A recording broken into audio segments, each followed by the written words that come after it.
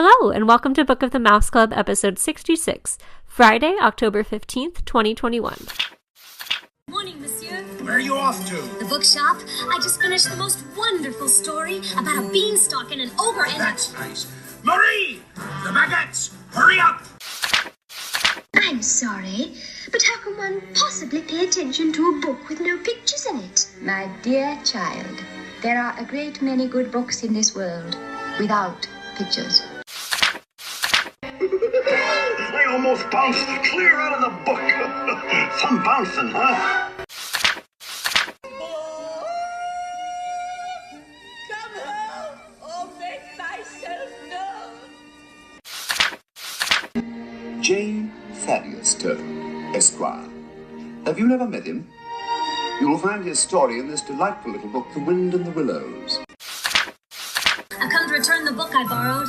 Finished already? Oh, I couldn't put it down. Have you got anything new?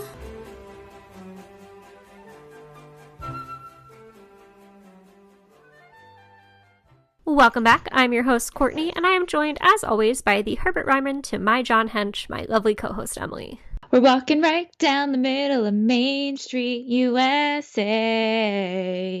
Very nice, because today our selection is a great stroll down memory lane as well as literally a stroll down Main Street USA. We've selected Main Street Windows, a complete guide to Disney's whimsical tributes by former Book of the Mouse Club guest Jeff Heimbuch.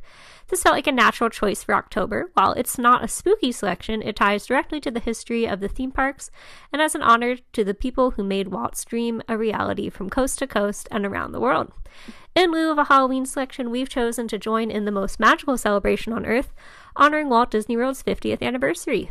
Longtime listeners of the show will know that Walt Disney World is very special to both me and Emily. It's the park that we grew up visiting as kids living on the East Coast, and as adults, it's where we both participated in the Disney College program. So, happy 50th anniversary, Walt Disney World, and let's dive deep into some of your history. Thanks for tolerating my singing. It was beautiful. Going back to my days of show choir, I'm great in an ensemble, and I'm a fantastic soloist in my car. But I'm really excited about this episode. I love the windows, and true Disney fans always appreciate the windows, so I'm hoping maybe we're introducing this to maybe someone who hasn't had a chance to really take a look and read some of the windows. I had a great day in the park once where I chose not to go on any attractions. This was during my college program. I was like, I'm going to take a day to go to Magic Kingdom and not ride any attractions and just try to take in as much atmosphere. And I really had a great time just walking around Main Street and taking a minute to read all the windows. And there's a lot of fun puns, great artwork. So I think this is going to be a great episode. Yeah, I'm so excited to talk about this with you. So why don't you give us a little history of those windows for people who may not know?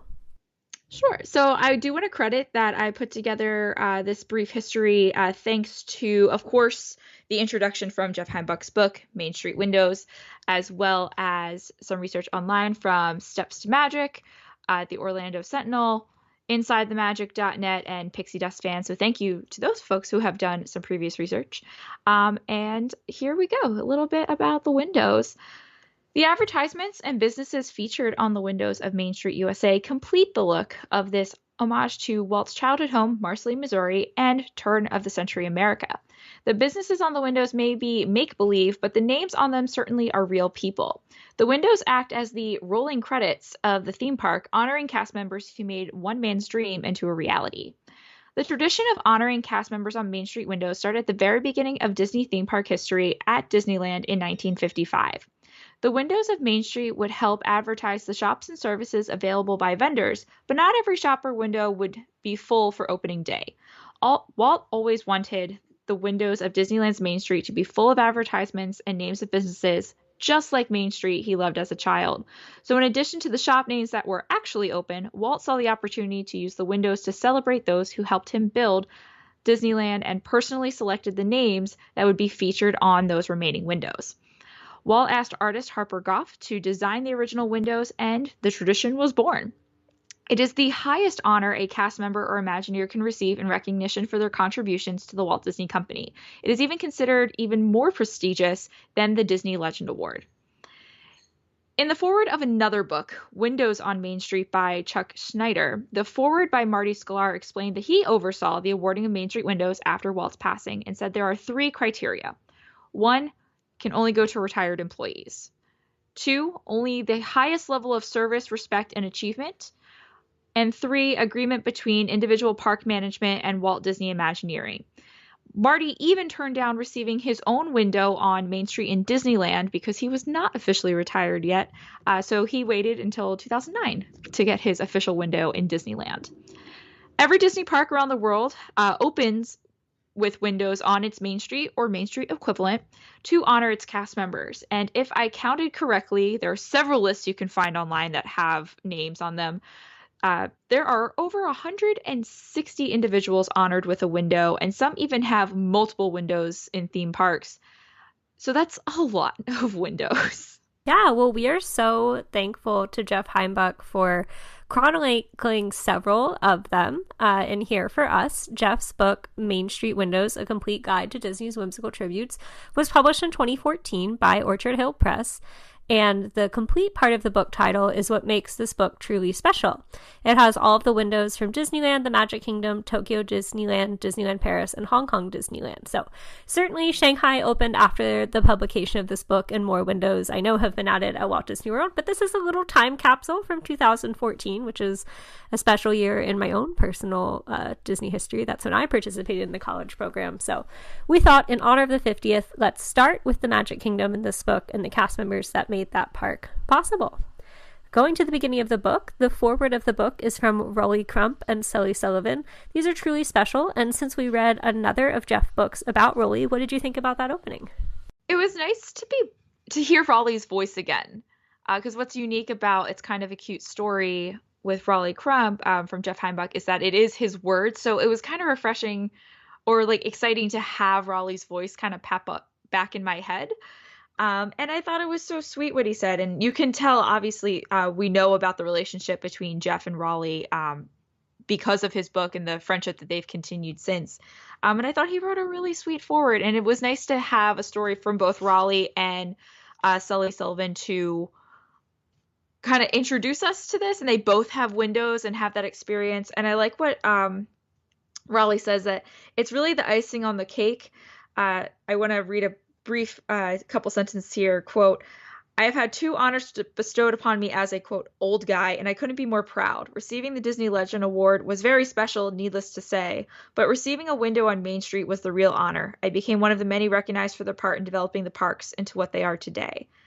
And I like what he says there, and he says it's the real icing on the cake, because this is only for the parks, and I think it's cool to have a recognition very specific, not necessarily to the Walt Disney Company as a whole, which is the Legends Award, but the parks. Yeah, I feel like certainly Disney theme parks have a presence in the Legends Awards, but as you've said, that's become its own thing. Like, Christina Aguilera is a Disney legend. I feel like we've moved away from some of that deeper tradition within the company itself to more of like a celebrity sighting thing, which is fun. Like, I get the tie-in because it's often part of the D23 ceremony, but this feels unique to the park. And I think Sully Sullivan captures it nicely in his introduction. He says, quote, it all started as one of Walt's many great ideas, to have something fun and interesting on the windows on Main Street to recognize and thank the sponsors and lessees. From there, it grew into the much-loved tradition of honoring the company's own cast members for their contributions to the parks.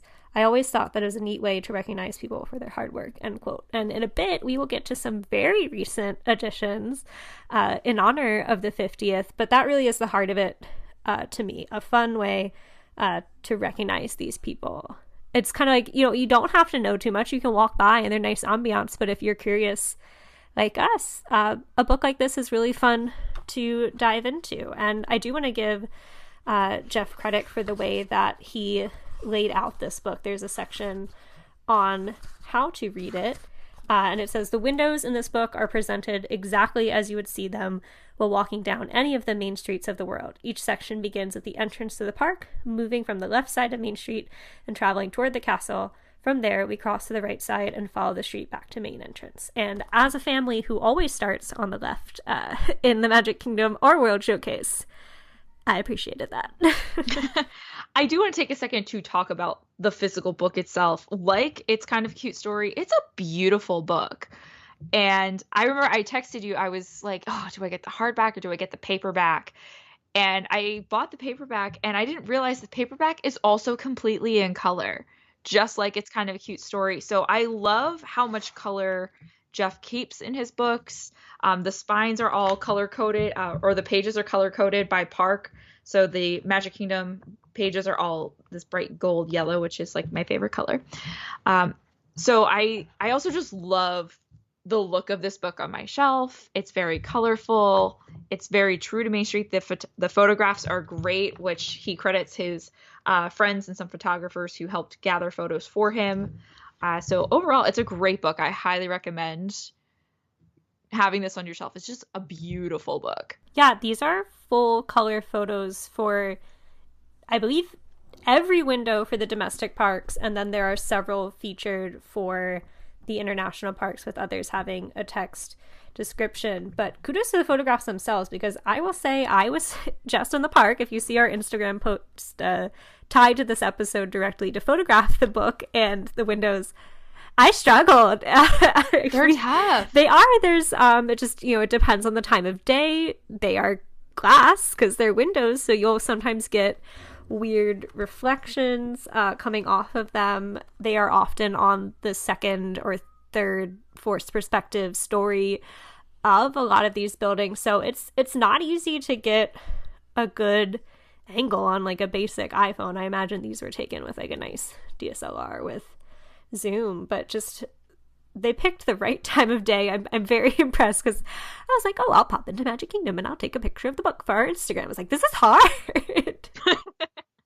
Yeah, and I've tried getting pictures as well, like just for myself when I would see a name. Like I remember another time I was in the park at night, a friend of mine who I was with was kind of caught up with guest services and the photo center on Main Street in the Town Square Theater. So I was just wandering Main Street by myself at night, which was amazing.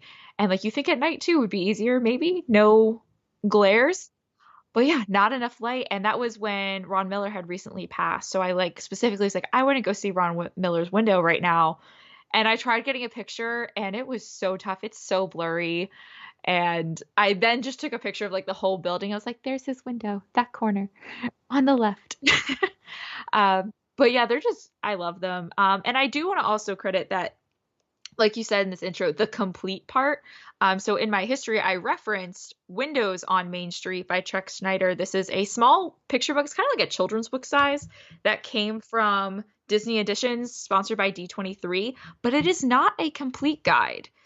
He only features pictures from Disneyland and Disney World, intertwined. They're in alphabetical order. There's maybe 50 windows that are shown, and they're big. There's some big names, maybe some that people wouldn't recognize, but mostly I think a lot of people that you would, 9 Old Men, CEOs, directors, some Imagineers. And the only complete part is he has a list of all the windows and like a map of where they are, which is cool. But Jeff's book is truly a complete list and photographs. I mean, it's complete even in the fact that not every window has a tie. Most of these are ties to the Disney company, but Jeff has included every single window, even if it's just a pun. Yes, like the voices or the facade windows. I have one they here. Didn't have a name for yet. On page 162, it says voice and singing, private lessons, music and dance lessons, ballet, tap, and waltz. And it says, this window is for atmosphere only and does not pay tribute to anyone. However, every so often you can hear a tap lesson coming from the window. So just nice little, I don't know, I like the physical layout versus something alphabetical, because I could see myself returning to the parks with this book in hand and like really taking the time, and it'd be so easy to follow because you're like, all right, I'm starting on the left side by City Hall and going up to the castle and turning back around per the directions. Yeah, so let's talk about the windows, and of course we're going to start with probably the hardest question. A favorite window? Well, do we have a favorite window?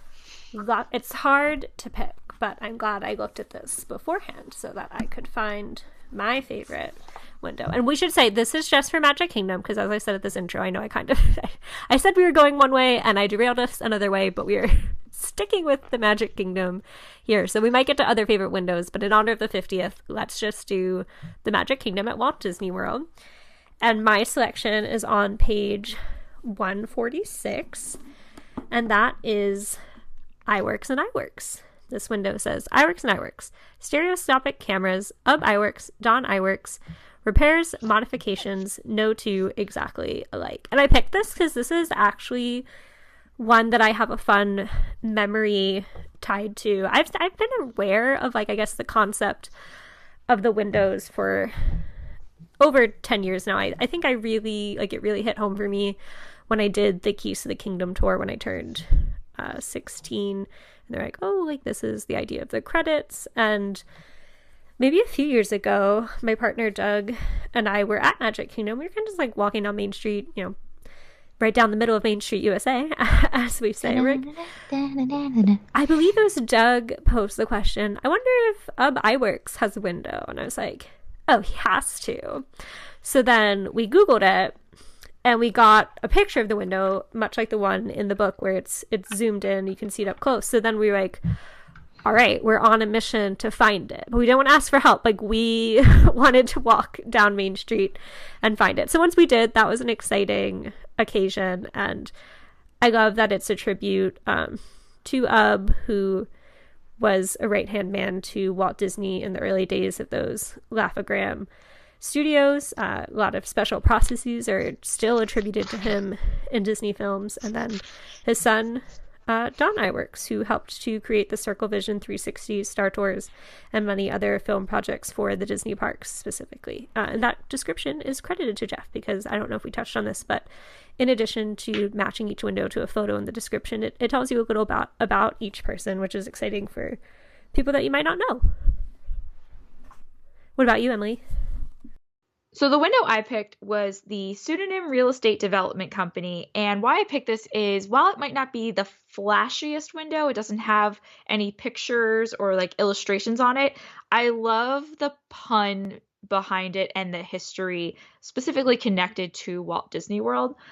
So the Pseudonym Real Estate Development Company is referring to all of the people who helped buy the real estate for Walt Disney World, the Florida project, under different pseudonym names. So it's funny because they list all these people with different names. So it's credited to Roy Davis, the president, and Bob Price, the vice president, and Bob Foster, traveling representative. And Roy Davis is Roy O. Disney, who was managing the project for his brother. Robert Bob Price Foster was the legal counsel for all of this. And so those are Bob Price and Bob Foster, same person, helping with both of these. So it's a play on both of his last names. So I thought that was kind of fun because it's the pseudonyms, because they bought the land under pseudonym names in different companies and made up things. So they continued that tradition and made some pseudonym names on Main Street, which they're actually fake names, but they're referencing real people. So I liked the thought behind that and the play on its history of how they acquired Walt Disney World property. It's very meta. I like that as well. Now, those might have been our favorite windows, but there's so many windows that we can talk about. And I thought it'd be cool. Is there someone that you didn't know that their window was just like, oh, took you by surprise? Yeah, I think I was drawn to the name of the window that I selected. There are several people featured, and admittedly, I didn't know any of them except maybe William Zelly Sullivan, because he is at the beginning of the book. Met him there. And I found him a few pages later on 160 and 161, and that is called Windermere Fraternal Hall. Charter members Bob Allen, Pete Cummings, Dick Evans, Bill Holscher, Bob Matheson, and Bill Sullivan. And I was drawn to this one because Windermere is actually a town right behind the Magic Kingdom, where I believe a lot of these people settled as they were helping to develop Walt Disney World in the 1970s. I don't know, I go to the Windermere Library. That is one of my closest libraries. I was like, oh, I know the name of that town. So these are a lot of people who, you know, they even started their careers at Disneyland and then came to help open Walt Disney World and work within the operation. So I think it's fun when they put them together in a group like that. And it was nice to learn a little bit about each of their Disney journeys. A window I liked was Town Square Tailors to the Presidents, Bob Phelps, proprietor. I don't think I've ever noticed this window before, but the Hall of Presidents being so iconic to and exclusive to Walt Disney World, Liberty Square. And I love that the Hall of Presidents is one of the only places you can find the presidential crest, like outside of Washington, D.C., from an act of Congress. Like, I love the eagle. It just looks very Americana on Main Street. Like, it just fits so well. And I thought that was really cool. And what's cool, so Bob Phelps, I keep picking all the Bobs. So many Bobs. Just a couple of Bobs up here. He got to start making costumes for movies, and when he joined Disney in 1967, he helped create the costumes that cast members have worn over all of the years. So he is the costumer of Disney theme parks. He has made costumes for Magic Kingdom, Epcot, Tokyo Disneyland, and Disneyland Paris, and he costumed the original audio animatronic figures for the Hall of Presidents. I liked that one. It was another great story. Can I pick another one? Yeah, there's a few. Okay, yeah, let's go through it, because mine was actually on the next page, 162 and 163, and it's Olsen's Imports, Souvenirs, Novelties, World's Largest Collection of Keychains, Jack Olsen, the Merchant Prince. And this is another person whose story I had no idea, but I'm going to just read directly from Jeff's words here. And he said, Jack Olsen started as a background artist for Walt Disney Studios in 1955. Soon, he became a manager of the stores at Disneyland, due to his background in operating art supply stores and galleries in Los Angeles. In 1960, he was moved to the merchandising department as manager of product and project design and development. By 1970, he was vice president of merchandising. His window alludes to the fact that he kept the stores stocked with all the souvenirs and novelties that guests would want to bring home. So I got the idea of world's largest collection of keychains. Like, keychains are such an iconic, easy souvenir to, like, oh, I gotta pick something up for my mom, or like, I'm gonna bring something home, but it's gotta fit in my luggage. And like, for sure, keychains, great choice. So I was like, I never knew about this guy. What a great little story. There's a lot of fun ones. I also like Big Top Theatrical Productions, famous since 55, shows for World's Fairs and International Expositions, Claude Coates, Mark Davis, John DeCure, and Bill Justice. I thought that was it has a clown on it, which it also now ties to Storybook Circus, which is in Walt Disney World. But I like the play on the gags, that these are the gag men. These are people who created a lot of the shows. And also credits to 1955 that they span both parks. So I liked seeing their names there. Very cool. Well, do you have anyone who you think deserves a window but doesn't have one? So I find this question so hard, because I feel like there are so many people that work behind the scenes, and this is such a prestigious award for people who give a lot to the company, but we don't often see them. So really the only person I could think of who fits Marty's criteria of, like being retired, high level of service, probably will have an agreement with Walt Disney Imagineering, would be probably Joe Rohde is the first person who comes to my mind. But okay. I don't know if he's really specific to Magic Kingdom, since his biggest contributions are Animal Kingdom. It would be cool if he got a window at Animal Kingdom, like in that Discovery Island area, or maybe like painted a door or something. I feel like that would be very authentic, or like maybe back in Anandapur by Everest, like that tour facility. That, or I was thinking in New Harambe. Yeah, like in the market, there's a lot of windows and shops. Same kind of place setting. There. That's a good one. Okay, I have two. The first one would have to be Posthumanous, and I'm honestly like shocked that this person didn't, and I went to the Wikipedia list just to double check, and that's Dave Smith. Okay, I thought of Dave, but I didn't know if that would count, because it's not necessarily a theme park, but definitely like, to the company. I don't know, I feel like the archives are so important to every facet of the company. Like, surely they've used the archives to support theme park work. I don't know. Absolutely. That could work on Main Street. Like, there's gotta be a library somewhere on Main Street, or a bookseller. Would be so cute. I have another one, but I don't know what it would say.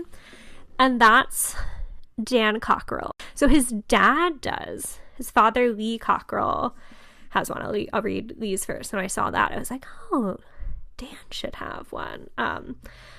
So Lee's is The Main Street Diary, True Tales of Inspiration, Lee Cockrell, Editor-in-Chief. And it said, Lee Cockrell had a long career in the hospitality industry before joining Disney in 1990 as Director of Food and Beverage and Quality Assurance for Disneyland Paris. In 1992, he took over as Senior Vice President of Resort Operations for Walt Disney World. And in 1997, he became Executive Vice President of Operations for Walt Disney World. And then he, of course, later retired and got his window. His son, Dan, I want to say he's like only in his 50s, but retired after 25 plus years with Disney. I believe Dan was the VP of Magic Kingdom, at least within the past 7 years, and that's the position that he retired from. I know him from making appearances on Lou Mangello's show. He's now channeled his post-Disney experience into like motivational speaking. He has a podcast on leadership. He's written a book. I'm gonna look up the name of his book that came out. Maybe we should have Dan Cockrell on the show. It's How's the Culture in Your Kingdom, Lessons from a Disney Leadership Journey. But because he was an executive, like the VP of Main Street, and because like he has the tie with his dad, and from what I've heard on Lou's show, he started on the Disney College program in parking at Epcot. Just a cool Disney theme park journey, and I don't, maybe it would be tied to leadership, since that seems to be a big thing for him. I thought it'd be cool if they like put it near his dad's, like a nice little father-son. I don't know, I guess with the I works and the Dawn I works, I'm into the father-son duos here. So before we move forward, I do think we need to talk about one more window, because without which, I mean, I mentioned his name, Roy Disney, but Roy does have his own window on Main Street as well, specifically in the Magic Kingdom, called Dreamers and Doers Development Company, Roy O. Disney, Chairman. If we can dream it, we can do it. And this is truly a credit to Roy, because without Roy, Walt Disney World would not be possible, since Walt was not around for its groundbreaking, for its true development beyond buying the land. Roy made this happen. So I love that he has a window, and I feel like we can't talk about the 50th anniversary of Walt Disney World without giving a nod to Roy O. Disney. Yes, thank you so much for bringing that up. Whenever we talk about Roy and Walt Disney World, I think of the end of the Bob Thomas biography. Yes. And you like, as soon as they go into that like CNN anchor's speech on like Walt was a true original all the way up to Roy and opening day, like I'm just a mess. The tissues are beside me. The waterworks are coming. But it is the perfect way to close that book out. And I'm glad that you made sure to highlight him here. And Disney has also chosen to highlight a few more cast members in honor of the 50th, or who have retired on this momentous occasion. So what's very special is that a few new windows were added to Main Street USA at the Magic Kingdom Park just before the 50th celebration kicked off. In August, several longtime leaders of the theme park operations were honored with a shared window following their retirements. The inscription of the window is Academy of Talent, Education, and Training, with the tagline of Inspiring Success for a New Century. Honorees: Phil Holmes, Operational Excellence; Trevor Larson, Engineering Leadership; Jim McPhee, Talent Development; and Dwan Rivers, International Operations. So Phil was a former VP of Magic Kingdom, I believe the one that predated Dan Cockrell. I believe he might have been there for both of our Disney College programs. And then he retired just after time at Disney's Hollywood Studios, leading that transformation with Star Wars Galaxy's Edge. Trevor Larson was the former EVP of Facilities and Operations Services for the Disney Parks worldwide. Jim McPhee was the former Disney World Operations Executive overseeing all of Ops, and Dwan Rivers was the former VP of Disney's Animal Kingdom. So, great tribute to them just a few months ago. And then on our Instagram, you will see the newest window added just a few weeks ago in honor of George Kalogridis. And I want to give credits to the DAPS Magic blog for this great description of George's work and legacy. It said, quote, Kalogridis has a long legacy with the Walt Disney Company. He started work at Walt Disney World in September of 1971 at Disney's Contemporary Resort. At the start, he thought this would be a short-term position to put himself through college. 50 years later, it is clear that it became so much more than that. Throughout his career at Disney, he has held multiple leadership positions. This includes being the president of Disneyland Resort and also Walt Disney World Resort. All of his positions have been in Disney Parks, Experiences, and Products, where he is president of Segment Development and Enrichment now. So, end quote.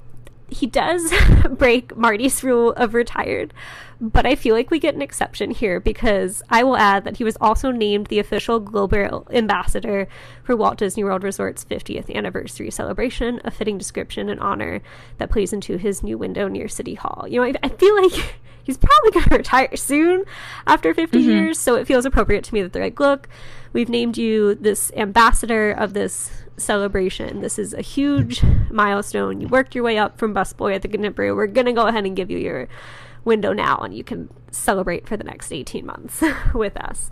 His window reads, "Be our guest. The Main Street Chamber of Commerce invites you to live, work, play in our welcoming community, Main Street USA. Quote, people, partnerships, and progress are the keys to our world." End quote. George A. Calagridis, Ambassador, Main Street.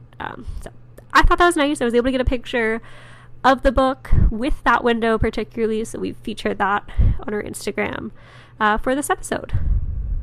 I really like how they played into his inscription, the people, partnerships, progress, and the keys to our world. Like, yes, 5 keys. Being former cast members, current cast members, they will know what that means, and I love that they all of these inscriptions particularly play to the strengths or the hobbies, interests of the person they're honoring, but because he's the ambassador to the 50th celebration, which I love that there's been so much emphasis on the role of cast members in this celebration, that I like the keys to our world is in there.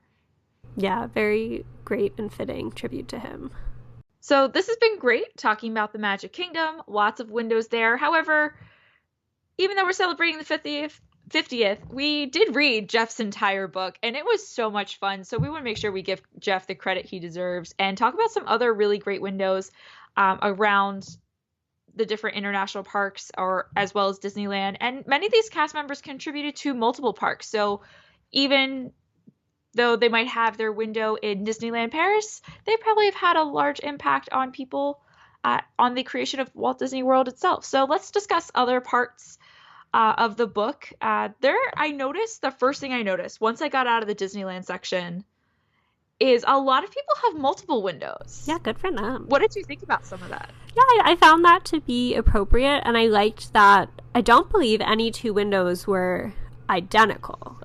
No, they do change. Yeah, they're honoring the same person, but for different things. Sometimes that person is part of a group. I think Tony Baxter is a strong example, and he has at least 3 windows, Disneyland, Magic Kingdom, and Disneyland Paris for sure. So he has his own at Disneyland that says Main Street Marvels, Tony Baxter, inventor, quote, imagination is at the heart of our creations, end quote. And I love that little nod to Journey into Imagination with Figment, because he is the father of Figment in a way.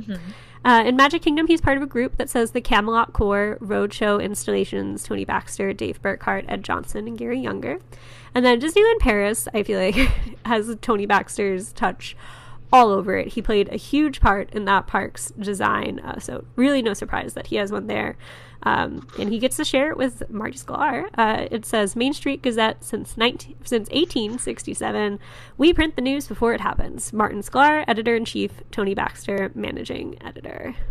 Yeah, and Marty Sklar's window in Disneyland reads, oh gosh, it's something in Latin. And then Main Street College of Arts and Sciences, established 1852. Martin A. Sklar, Dean, inspiring the dreamers and doers of tomorrow. So I like that, yeah, they have multiple windows, but it is different every time. So windows are very exclusive park to park versus being printed. I do need to correct myself. Someone does have the same window, essentially. Maybe the design's little. It's Elias Disney, who is the father to Walt and Roy. True. And it says Elias Disney, contractor, established 1895. So he is at Disneyland and at Magic Kingdom at Walt Disney World. Maybe the color is a little different, but I believe that is the only identical description. Some have similar themes. Do you mind if I riff on another one? Sure. So Roy E. Disney, the son of Roy, and of course then Walt's nephew, both of his featured boats, because I learned in this book that sailing was a huge hobby of Roy E. Disney. So he has one that honors his whole family. It's him, his wife Patricia.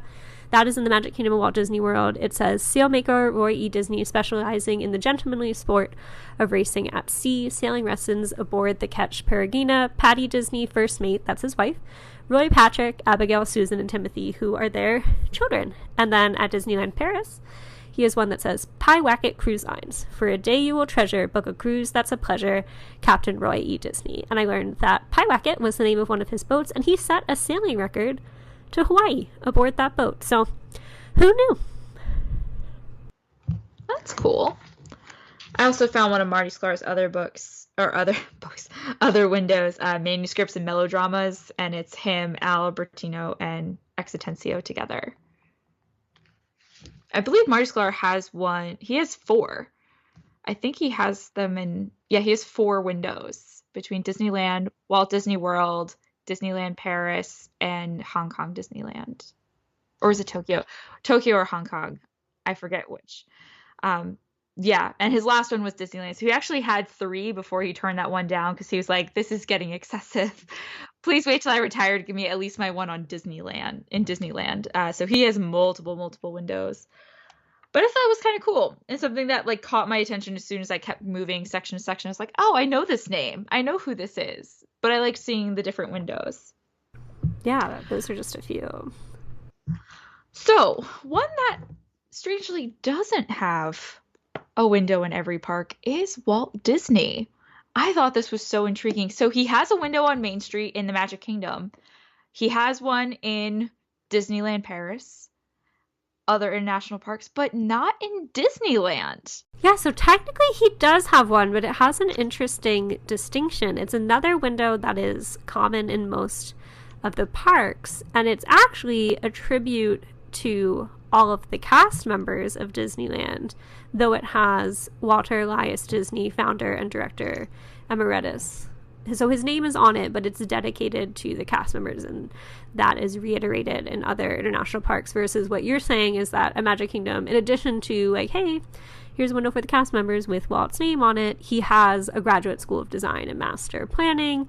He only has 2 at Magic Kingdom, so maybe he does. Well, 3 if you count this cast member one, so maybe that makes up for it, because above the railroad station, it's Walt Disney World Railroad Office, Keeping the Dreams on Track, Walter E. Disney, Chief Imagineer, and then kind of above the Plaza Restaurant facing the castle, it says Walter E. Disney, Graduate School of Design and Master Planning, instructors Howard Brummett, Marvin Davis, Fred Hope, Headmaster Richard Irvine, Dean of Design John Hench, instructors Vic Green, Bill Martin, Chuck Mile. So I don't know, I do agree that it's interesting that he doesn't have like a more distinct one at Disneyland aside from that one that honors the cast members. Who do you think among them gives the best one? I mean, I love the railroad just because of how Walt that is. Walt loved trains. Yes, so I love that. But I'm looking at, so he also has a window in Disneyland Paris, which is Two Brothers Incorporated, Dreamers and Doers. If we can dream it, we can do it. So that's same my as Roy's. favorite. That one's your favorite? Yeah. What do you like about that one? I like that it's them together. Like, yes, both Roy O. Disney and Walt have been honored in many places throughout it, but that it's like, these are 2 brothers. They did this together, founders and partners, because yes, Walt's name is on the theme park at Walt Disney World, but just to echo off of what you were saying before, there would be no Walt Disney World without Roy. So I know this is at Disneyland Paris, but I like that the Imagineers who were designing those windows thought to put them together. Well, they also put them together in Hong Kong Disneyland, which was my favorite. It's very, very similar. Disney Brothers Company, the original Dreamers and Doers, and it says Walter E. Disney, Roy O. Disney, founders and partners. So I like that it's partners. I just thought the design's on page 257. I just thought the design was a little bit bigger. I like the font and the color a little bit more, but it's the same idea of they are together. And then they have another one together, which was a fun window that's not on Main Street, but is in Toontown. Oh, yes, the Laugh-O-Gram. Oh, this is Walt. Yeah, Walt has one. Sorry, they're not together on this, but Laugh-O-Gram Films, a reel of fun, Walt W.E. Disney directing animator. So not Main Street. That's our distinction. Right. But I do like that they added that in Disneyland for him, and that it works so well in Toontown because of cartooning and his original cartoon. So I like that one as well. I thought that was a cool addition. Do you have any overall favorites? I know that's pretty hard to pick. So I have a couple. So Okay. in Disneyland, the first one I want to touch on, I gotta find it again, is Mark Davis and Alice Davis's windows. Yes, I'm so glad you brought that one up. There's so many in Disneyland. Disneylands are just so charming. So this is on page 65. They are next to each other. So I like that they're together, but they also each got their own distinct window because they have very different individual contributions to the Walt Disney Company and the theme parks. So Mark Davis's window says Far East Imports, Exotic Art, Mark Davis, Proprietor. So that has to do with that he did a lot of concept art, animations, and that he has been in numerous parks, including the international parks like Tokyo Disneyland.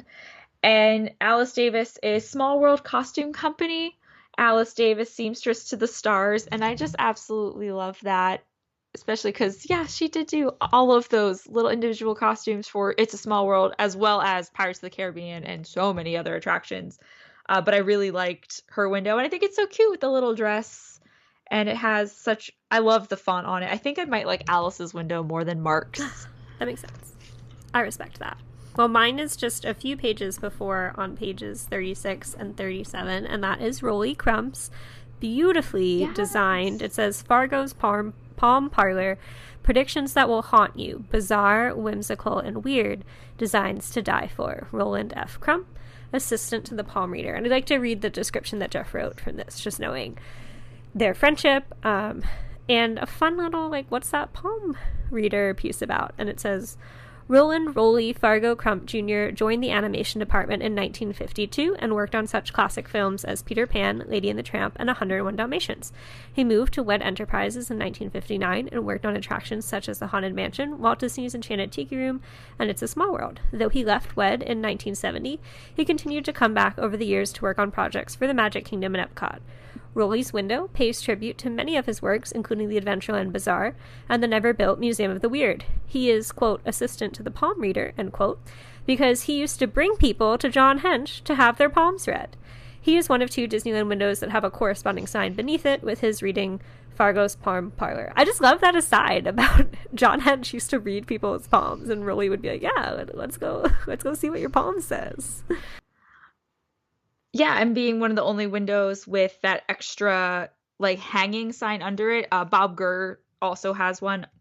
So under his is a bicycle because he helped create a lot of the motor vehicles and different ride vehicles around the park. On wheels. It fits so well. Bob probably made it. Yes, I love that. So another one, though, I wanted to pinpoint because I just think it's just a beautiful window with the color. Was the World Headquarters Main Street Electrical Parade with Robert F. Janney and as Master Showman. So Robert F. Another Bob. A couple of Bobs up here. Bob Janney started at Disneyland in 1955 as Director of Guest Relations at the age of 21. And though he left to form his own company in 1961, he returned in 1967 as Director of Entertainment. And he was appointed Vice President of Entertainment in 1972 for both Disneyland and Disney World and helped produce some of the park's most memorable parades, such as America on Parade and the much-loved Main Street Electrical Parade. And he just has a beautiful window because it's the big bass drum that has Main Street Electrical Parade. So I just really liked seeing that on a window.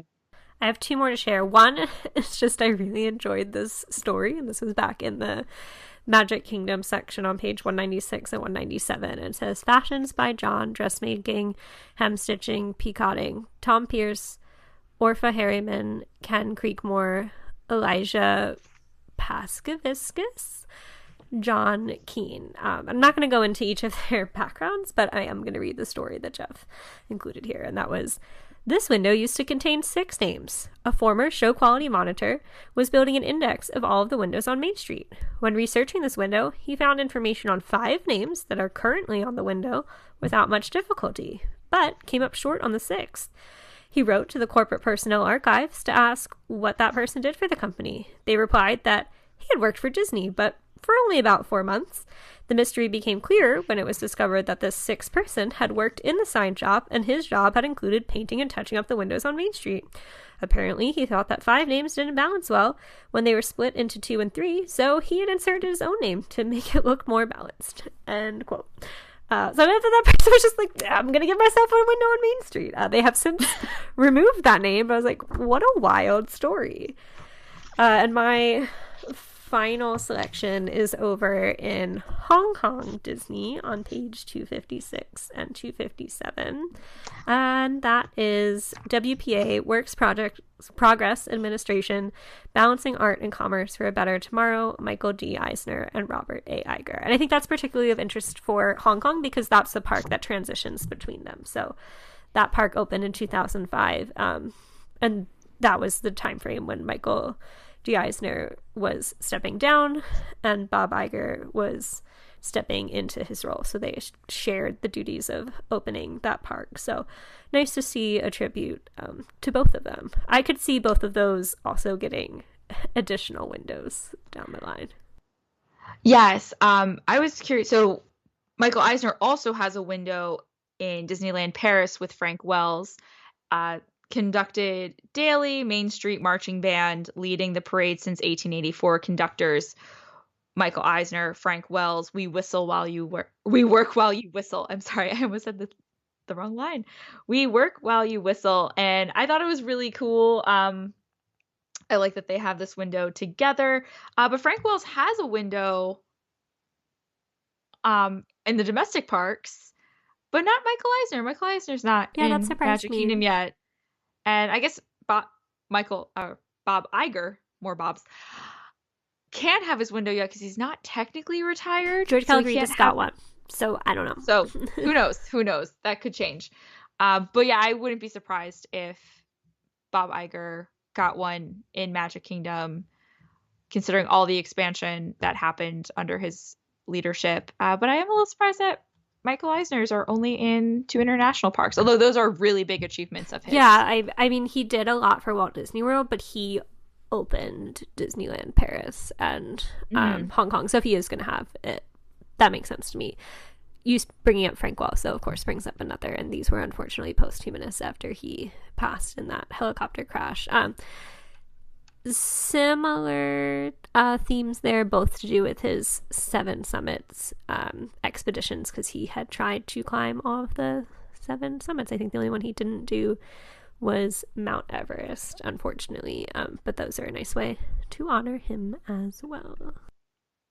Yeah, again, lots of great windows. I think this was such a great selection to honor the 50th, and I hope anyone who is going to the park for the 50th, take some time to stroll down Main Street and give a thank you to all of these amazing cast members who made these 50 years of Walt Disney World possible. Definitely. So speaking of the 50th, we have other resources to leave you with at the end of this episode. If you can't get enough of the world's most magical celebration, you can catch me on a recent episode of Disney Coast to Coast, Season 8, Episode 35. I was able to join its host and our former Book of the Mouse Club guest, Jeff Heimbuch, to discuss the most magical celebration.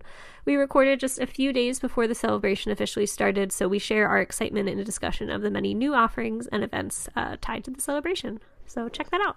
And we've had lots of books featured already on our podcast over our years together that really exclusively look at contributors and people and books about Walt Disney World. So It's Kind of a Cute Story is another selection of Jeff Heimbuch, which was featured on episode 38 of our show, where we had an author interview with Jeff, as well as a discussion with our friends from Twitter, Wed Reads, who featured his book on their monthly online meetup. Some other books about Disney parks include Andrew Kiss, a historical walking tour of Walt Disney World series, which was featured in episode 17.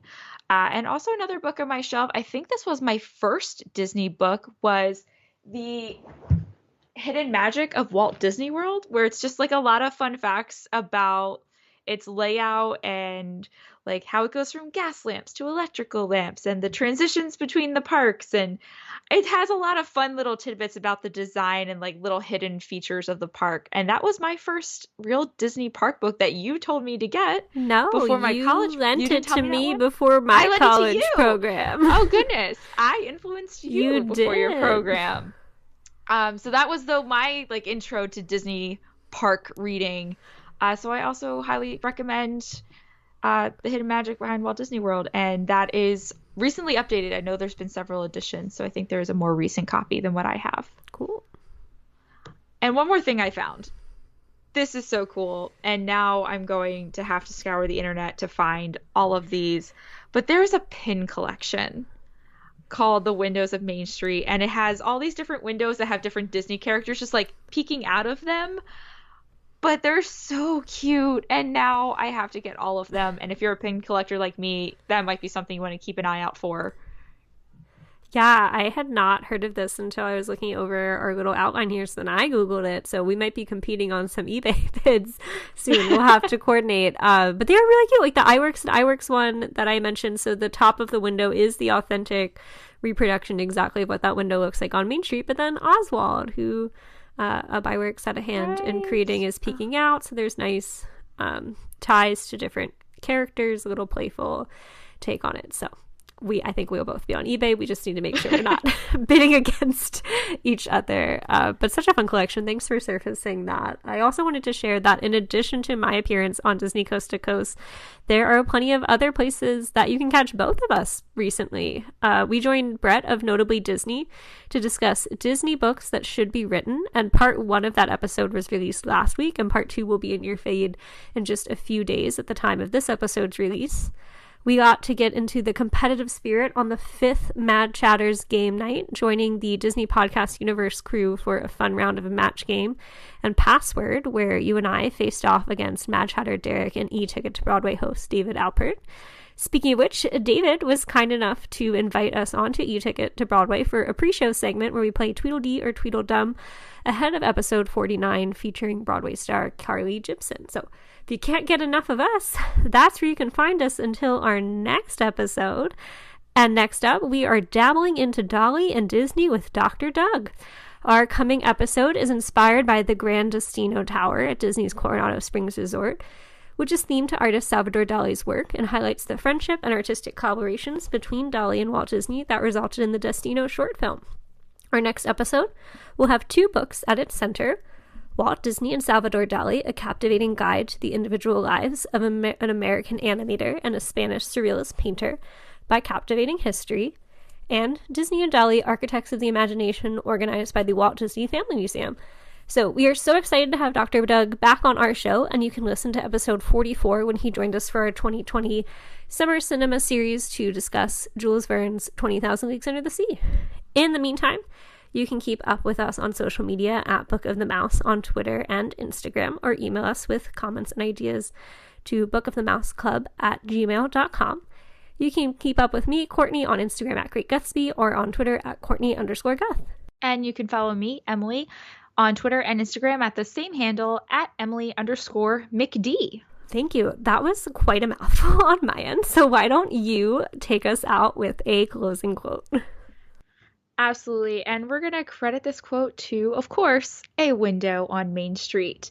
So there's a saying in the Walt Disney Company that you can design and create and build the most wonderful place in the world, but it takes people to make the dream a reality.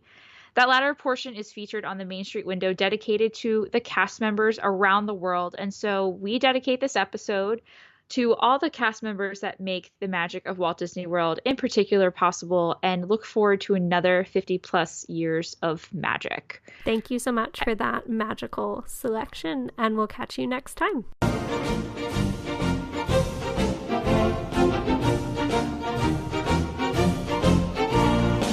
the Mouse Club has no affiliation with the Walt Disney Company. The views and opinions expressed by hosts and participants are theirs and theirs alone. They do not represent the organizations or companies they happen to work for.